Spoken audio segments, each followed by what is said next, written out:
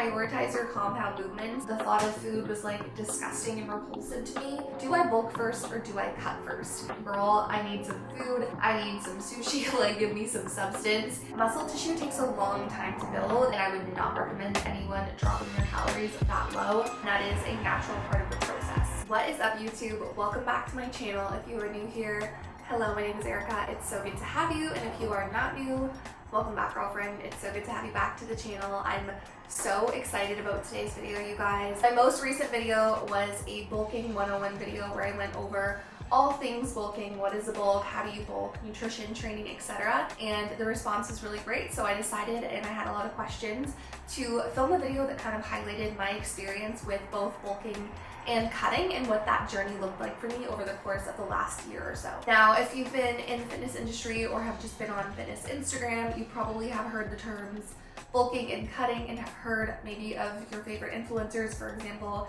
going through bulking and cutting phases. And a lot of people have questions about, like, why do people do that? Is it beneficial? And so in today's video, I'm going to highlight my experience, walk you through why I decided to bulk, why I decided to cut, how I did it, and just some tips for you guys if you're also thinking about going through a bulk or a cut or both. So just to preface this video, like I mentioned, I personally went through both a bulk and a cut in the last year or so. I made a video all about my bulking experience, so if you want like detailed information on how to bulk, what my bulk was like, I will link that video in the description box. But just to preface it, I basically started my bulk last September in 2021, and I bulked up until around July. So in total, it was 11 months of me being in a building phase. And then after that, I decided to go into a cut to shed some of the body fat that I had put on during my bulk. And so I did a cut for 2 months, and now a few months after my cut, I have reverse dieted out of my cut, and I'm now at maintenance, just chilling and building. So first things first, what's the difference between the two phases? A bulk is a period of time where you put yourself in a caloric surplus, meaning you're eating more food than you are burning in a day. And the goal of a bulk is to put on weight in the form of muscle mass and build strength and tissue. Now, along with being in a caloric surplus, this does come with a little bit of body fat gain. However, people go into a bulk because it does expedite that growing phase. It helps you build more muscle mass in a relatively shorter period of time than you would at a maintenance phase, for example. So it really allows us to put on as much muscle mass as we can. However, the one kind of side effect, if you will, is a little bit of body fat gain. How much body fat is going to be dependent on your unique protocols, how aggressive you bulk, and I cover this in my bulking video, so definitely check that out. But that is the premise of a bulk or a building phase. Now, oppositely, a cutting phase is where you are burning more than you are consuming, and we're doing this with the goal of losing body fat. So you'll often see people go through a bulk and then go through a cut afterwards, because like I said, in a bulk, we do tend to put on a little bit of body fat, and the goal of the bulk is to build a lot of tissue. So then we go through a cut afterwards to burn off that excess body fat and kind of uncover the muscle mass that we were able to build in the bulking phase. So I've gotten quite a few questions on my Instagram over the years. Shameless plug, I will put my Instagram right here for you guys.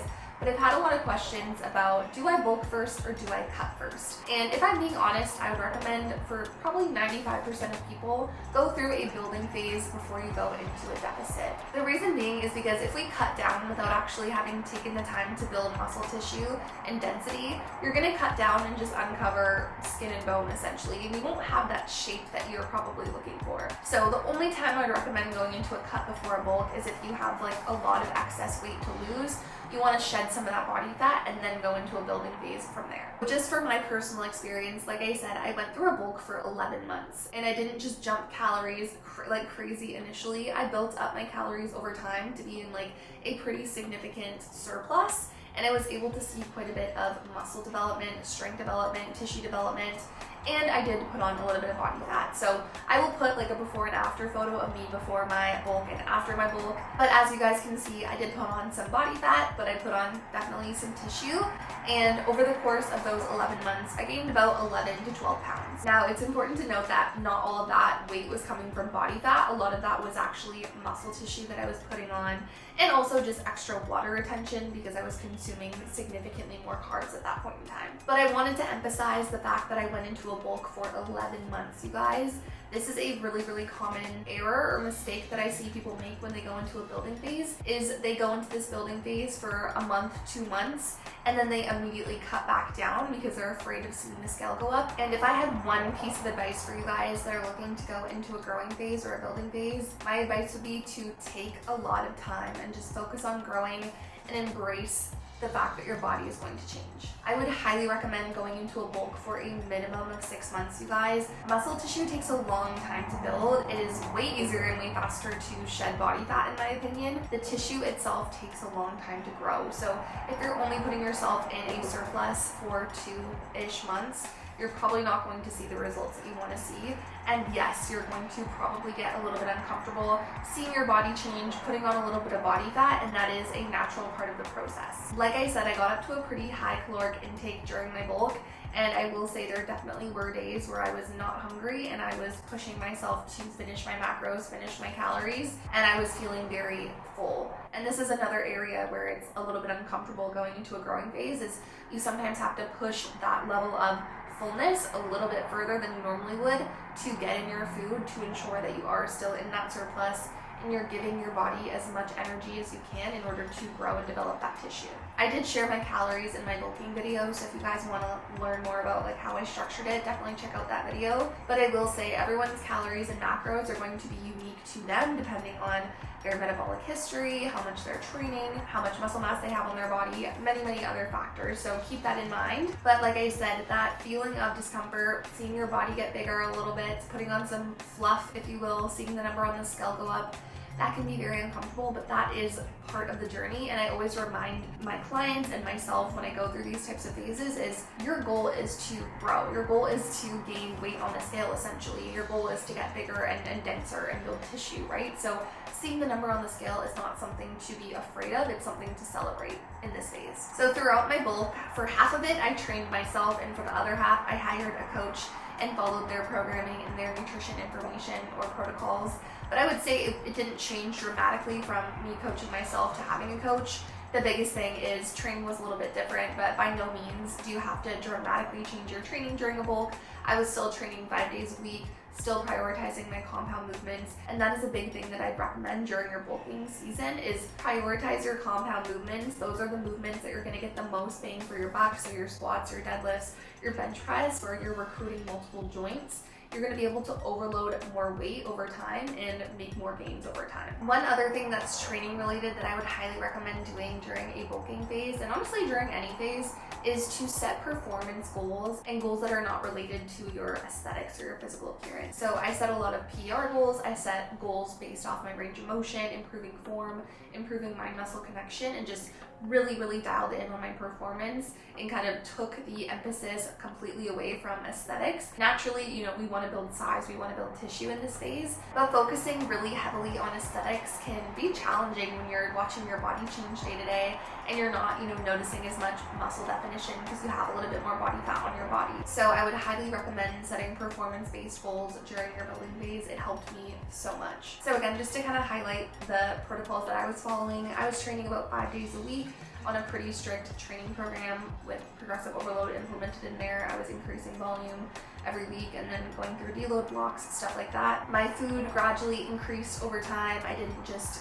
jump like crazy right off the bat, but I did end up having to push to a point where I was pretty full. I didn't really want to think about food throughout the day. That was like the last thing that I wanted to think about at the end of the day was the rest of the meals that I had to consume. So once I finished my bulk, I decided that I wanted to go into a cutting phase. And obviously, like I said at the beginning of this video, a cutting phase is where our primary focus is to burn body fat. And because I had gone through this bulk, I really wanted to uncover all the muscle mass that I had grown. So during this phase, I also still had my coach. So we decided that we were going to go through about an 8 to 10 week cut. So nothing crazy, but I wanted to see what I could uncover in 8 to 10 weeks.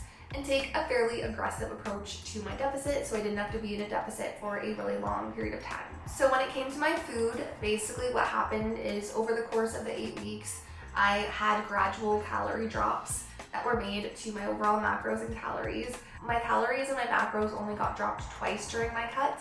He did take my macros down from my bulk to my maintenance calories, and I dropped a little bit of weight that way, and then I dropped some more weight during the 2 adjustments that he made during my cut. It wasn't anything crazy, but like I said, I was already eating quite a bit of food and my body had adapted to that, and I had built quite a bit of tissue, so my body was very responsive to the drop in calories after consuming a fairly decent amount of food for like the 11-12 months that I was doing that. And that's also another reason why I recommend building first, because it allows you to get your calories up to a place where cutting from those calories is not nearly as stressful or unenjoyable as cutting from, 1,500, 1,600 calories a day. So for my training, nothing really changed here. I didn't change my split. I still was on a 5-day split throughout the entirety of my cut. Same form of training. I went through a hypertrophy block here. I was going through a strength block before, but the overall movement patterns and the focus on compound movements remained the same. My main goal with my cut in terms of training was to maintain as much strength as I possibly could that I had grown and built in my building phase. So again, I prioritized my compounds and I pushed myself really, really hard in my training throughout my cut just to maintain as much strength and muscle mass as I could. And I was able to still continue to hit PRs, especially at the beginning of my deficit. I feel like that's a misconception that commonly is made, is that you cannot build muscle or strength in a cut. And while it is way harder to build muscle and strength in a deficit, it is still possible, especially at the beginning phases where your calories aren't super low. So something that most people implement during a cutting phase is added cardio. And that's actually something that I didn't have to adjust or add during my cutting phase. And there's a few reasons. Number one, I get a lot of steps in daily as I live in the city, so I walk everywhere, and that is naturally, a form of cardio. And number two, like I said, my calories starting the cut were pretty high, and so I didn't feel the need to keep my calories higher in my deficit and use cardio as a form of caloric expenditure to essentially help me get into a further deficit. However, it is very common that people introduce cardio during their cut. It's another way to put you in a further deficit, right? Because you're expending more energy throughout that cardio. So it is a great tool to implement during your cut.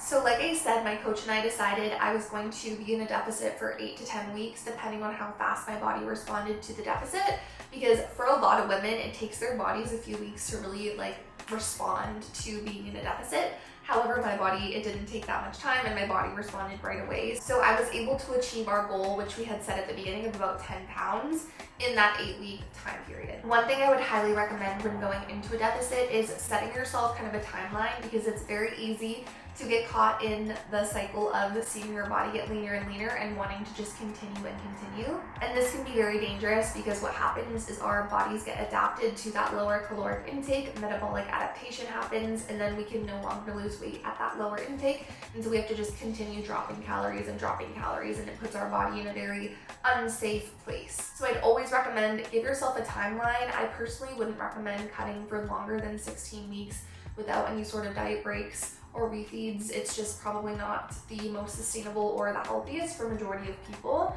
and also depending on how low you're taking your calories. So kind of in opposition to what I said about bulking, where I said there were days where I was very full and the thought of food was disgusting and repulsive to me. During my cut, there were definitely days where I was very hungry. I was like, girl, I need some food. I need some sushi, give me some substance. And that is just part of the deficit. Part of the deficit is that hunger cues are going to come in, and we kind of just have to push through them. I also just want to say, if you are someone that is on bodybuilding TikTok and watches a lot of people that compete, please be mindful that their macros and their calories are very unsustainable and very unhealthy. And I would not recommend anyone dropping their calories that low. My calories, the lowest they got in my cut were 1850, and that was for 1 week. And that is a relatively decent intake for a majority of women. So it just gives you context that you don't have to drop your calories crazy low to lose body fat if you set yourself up for success properly. So with food, like I said, there were definitely days where I got hungrier than others, and that is pretty normal in a deficit. The one thing that I did do during my cut was I incorporated higher volume foods. So those are foods that are going to take up more room in your stomach, essentially help keep you fuller for longer. So adding in things like veggies, fruits, swapping your pasta for rice, swapping your normal noodles for half regular noodles, half zucchini noodles, these types of things that are going to lower your caloric intake. but also help you remain full so that you're not feeling that crazy hunger. Whereas oppositely in my bulk, I was having foods that were like very calorically dense, that didn't take up a lot of room in my stomach so that it wasn't causing me to feel super full. Throughout my journey, I was taking weekly progress photos and sending them to my coach, or when I was coaching myself, I would take a look at them and I would monitor my progress. This is something that I would highly recommend doing, as when we look at ourselves in the mirror every day, it can be hard to notice small changes. So being able to compare yourself from week 1 of your cut to week 5 and say, okay, cool, I can see that I've lost some body fat, let's keep going. There's no need to continue to drop food at that point. So I will show you guys a before and after of what I looked like at the end of my bulk and then after my cut. And as you can see, I lost 10 pounds of body fat. And I wouldn't say that my deficit was really difficult by any means. I had a great time cutting. It was a fun added challenge after, pushing food for 11 months. But going through my cut, I definitely did have days where I was hungrier, but by no means was I like starving or struggling so hard to the point where I was like fatigued and couldn't live my normal life. So obviously there's a big time difference between how much time I spent bulking versus how much time I spent cutting. And like I said, that's because it takes a lot of time to build tissue, to build that muscular density that you probably want to see if you are cutting down to reveal that chiseled look. So that's actually a big takeaway for me from this whole experience, because this was the first time that I've ever done a strict bulk and a strict cut, is I actually would have spent longer time in my building phase, and I would have probably pushed food a little higher and pushed myself in the gym more to really maximize that phase of my journey, because I saw great results, but I definitely feel like I could have pushed myself further to see even more muscular development and growth. So 11 months might seem like a lot of time to be in a surplus, but I promise you guys, it is so worth the discomfort and feeling like fluffy in your body. The aftermath of like being able to uncover all that growth that you were able to achieve is so amazing. Another big takeaway for me from my experience bulking and cutting was being able to just prioritize my performance in the gym, honestly in both phases. Yes, in a cut, you're noticing the lines more, you're feeling probably a little more confident, but at the same time, the entire time I was bulking and cutting, I was very focused on my performance in the gym, setting performance goals, PR goals, and that's what pushed me through. Because weight gain is kind of inevitable during the bulk, I'd also recommend to focus on how you feel. How do you feel in the gym? Do you feel stronger? Do you feel like you're performing your movements better? How's your relationship with food? Are you feeling, like you have more flexibility? Are you having fun being able to go out to restaurants and have a little bit more food than you normally would be? Just embrace the journey and the phase of the journey that you're on, instead of being so focused on the future and, oh my god, I can't wait to be in my cut. If you're so caught up in what's gonna happen next and, oh my god, I cannot wait for my cut, it's probably gonna take away from your ability to really be fully present in your bulk, to give it your all, to embrace the discomfort, to embrace the newness, and just watching your body evolve and change day by day. And I'd highly recommend just do your best to stay present and just embrace the phase of your journey that you're on, recognizing that it's temporary, but it is what you're doing right now. Another tip that I would have for you guys is to focus on food quality during both phases of your journey. During a bulk, it can be really easy to be like, oh, I have all this extra food to work with, let me just go get a pizza and binge on X, Y, and Z. But at the end of the day, that's probably not going to make you feel great. And if you're not feeling great, you're probably not going to perform optimally, and therefore you're missing out on gains. Yes, you can have more indulgent foods during your bulk, have that flexibility. Even during your cut, you can incorporate these foods, but prioritizing the quality of food to make sure that you feel good so you can perform your best is so important. So overall, I had such a fun time going through both phases. I will definitely be going through another growing phase and another cut this year, so stay tuned if you guys want to watch me go through those phases. I honestly feel like I kind of liked my building phase a little bit better. I just felt like it was so empowering to be able to watch myself, increase my strength and build tissue and just like become the woman that I've always wanted to be. I'd also recommend you guys, if you're looking for someone to hold you accountable, don't be afraid to hire a coach.